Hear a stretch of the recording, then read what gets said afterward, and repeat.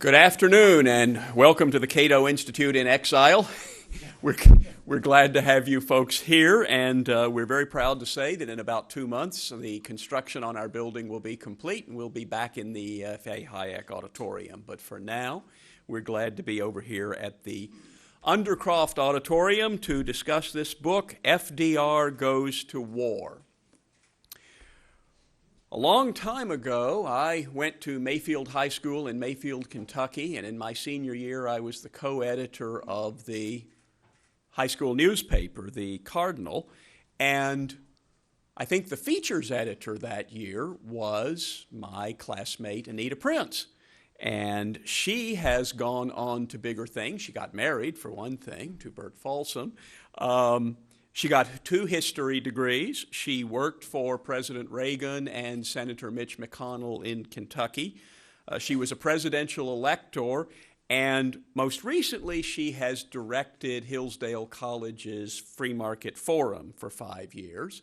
Her co-author and husband is Burton Folsom, Jr., who holds a Ph.D. from the University of Pittsburgh. I actually visited Pitt for the first time last fall and saw something I'd never heard of, which I'm surprised at, the Cathedral of Learning, which is the second tallest university building in the world. The tallest one, as you might guess, is in Moscow, where they always thought building things bigger meant they were doing something better than capitalism.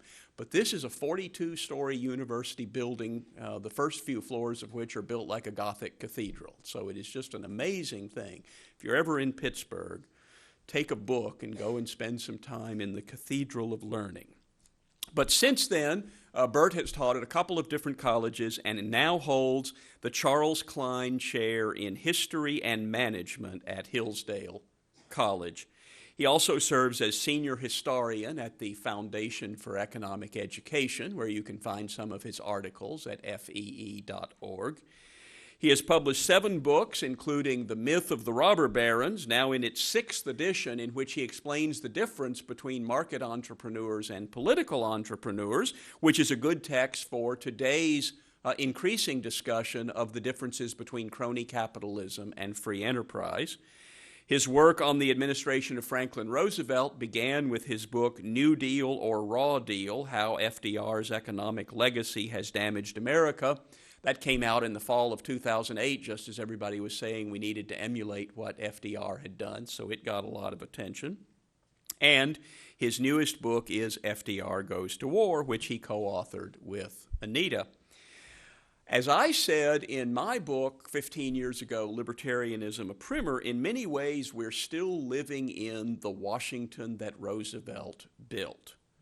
The welfare state, our global interventionist foreign policy, the president as the dominant figure in the political system, all of that goes back to FDR's transformation of politics and policy.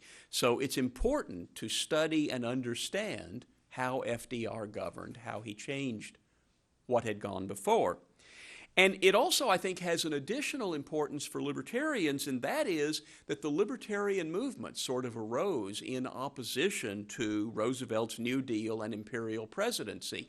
And I think particularly if you wanted to pick a date and say, when did the libertarian movement begin? Obviously, political movements have long prehistories and histories, but if you wanted to put a date, you might say it was 1943 when 3 women, Rose Wilder Lane, Isabel Patterson, and Ayn Rand, all published books about individualism, free markets, and constitutionally limited government, and sort of brought together the nucleus of a movement for those ideas.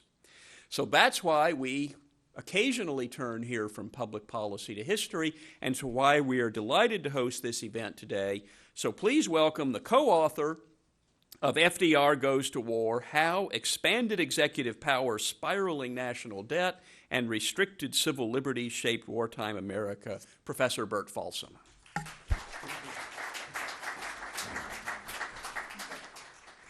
Let me just start with some opening remarks. We've got Franklin Roosevelt, the president, World War II, the event. You can't miss for an exciting book with those topics. You have a president, just bold, dramatic, greater than life himself. You have the biggest military event in the history of the world, World War II. In covering this, we had the tremendous scope. And what we're trying to do in this book is give a history of World War II, 300 pages, readable for today, for people to grasp the war itself, the president who conducted the war. We have a chapter on Pearl Harbor, the dramatic attack. Anita wrote the section on Midway, the turning point militarily for the United States in many ways. You have the generals, Eisenhower, Patton, Bradley, Marshall, all conducting enterprises that were essential to victory for the United States. You have the atomic bomb itself, and here we have to give Roosevelt some credit for thinking ahead of what might be developed that would make a pivotal difference in the war. And then you have the end, finally, of the Great Depression, which dominated the thinking of a generation of Americans, coming to an end at the end of World War II. You have a lot to work with. We work with those elements in the book, FDR Goes to War. And I'd like Anita to start off by commenting on some of these features of World War II and Franklin Roosevelt. Go ahead. It's a pleasure to be here today for CATO and my old friend David Bowes. Thank you so much for coming. But yes, as Bert just said, our goal in writing this book was to make it larger than just an economic text, although that is very important. But it's to give everyone a book that in 300 pages or so you can read and you can get an overview of World War II. Whether you're a young person trying to learn about World War II, we have a son who's 26 years old, and I can assure you most of his friends know almost nothing about that entire period. It's just amazing. Also, we have material that we think you've probably never heard before.